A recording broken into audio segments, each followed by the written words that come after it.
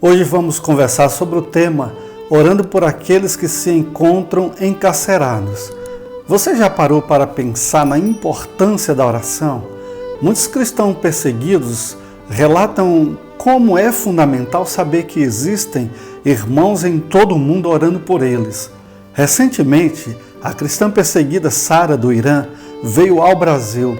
Ela compartilhou que quando estava presa, Deus revelou a ela e disse que muitas pessoas estavam orando por ela e pela igreja perseguida, e isso a ajudou muito a fortalecer a sua fé. A perseguição religiosa ocorre quando as pessoas não têm seus direitos de liberdade religiosa garantidos, a conversão ao cristianismo é proibida por conta de ameaças vindas do governo ou de grupos extremistas, são forçados a deixar suas casas ou empregos por medo da violência que pode alcançá-los, são agredidos fisicamente ou até mesmo mortos por causa de sua fé. Há mais de 60 países onde existe algum tipo de proibição, condenação, execução ou ameaça à vida de pessoas ou à liberdade de crer e expressar a fé em Jesus Cristo. Como podemos orar pela igreja perseguida? Primeiro, clame a Deus pela libertação dos irmãos que foram presos. Peça a Deus que os fortaleça com graça e força durante este momento. Segundo, lembre-se dos familiares dos cristãos aprisionados. Clame em favor de suas vidas para que não percam a fé e a esperança em Deus.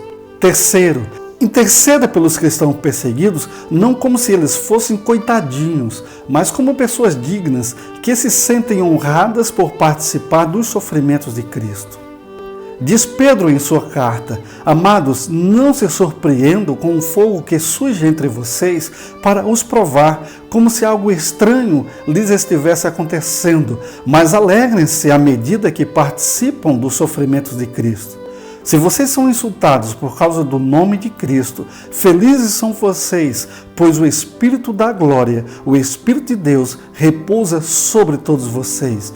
1 Pedro capítulo 4, versículo 12 ao 16. Não necessariamente por livramento, segurança e tranquilidade. A passagem escolhida para ilustrar o que acabo de dizer é a oração feita pela igreja primitiva logo após Pedro e João saírem da cadeia. Olha o que está escrito em Atos capítulo 4, versículo 29 a 31. Agora, Senhor, considera as ameaças deles e capacita os teus servos para anunciarem a tua palavra corajosamente. Estende a tua mão para curar e realizar sinais e maravilhas por meio do nome do teu servo Jesus Cristo. Depois de orarem, tremeu o lugar em que estavam reunidos. Todos ficaram cheios do Espírito Santo e anunciavam corajosamente a palavra de Deus.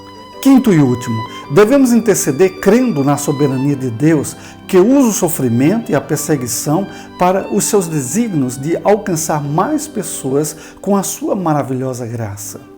Paulo compartilha com Timóteo que, apesar de estar preso, a palavra de Deus não estava algemada. Em 2 Timóteo capítulo 2, versículo 8 e 10, diz Paulo: Lembre-se de Jesus Cristo, ressuscitado dos mortos, descendente de Davi, conforme o meu evangelho, pelo qual sofro e até estou preso como criminoso. Contudo, a palavra de Deus não está presa.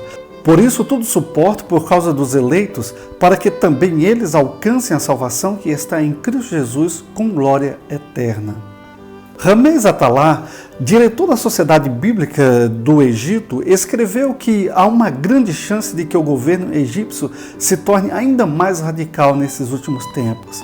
Mas como um cristão egípcio, ele não se preocupa muito com isso e até acredita que os cristãos darão um testemunho muito mais eficaz caso a perseguição aumente. Ele tem certeza de que a fé será ainda mais depurada e haverá mais conversões, apesar do sofrimento ainda mais intenso. Sara, uma cristã em um país muçulmano, diz: Meus irmãos, não orem pelo fim da perseguição, mas peçam a Deus para nos fortalecer enquanto somos perseguidos e que nos alcance com sua cura e milagre. Eu quero servir a Deus em minha nação e quero ver essa nação livre. Mas, se não fosse pela perseguição, o meu país não seria o lugar onde existe o maior número de muçulmanos se convertendo ao cristianismo.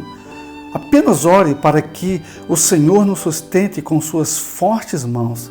Por favor, não parem de orar pelos cristãos perseguidos.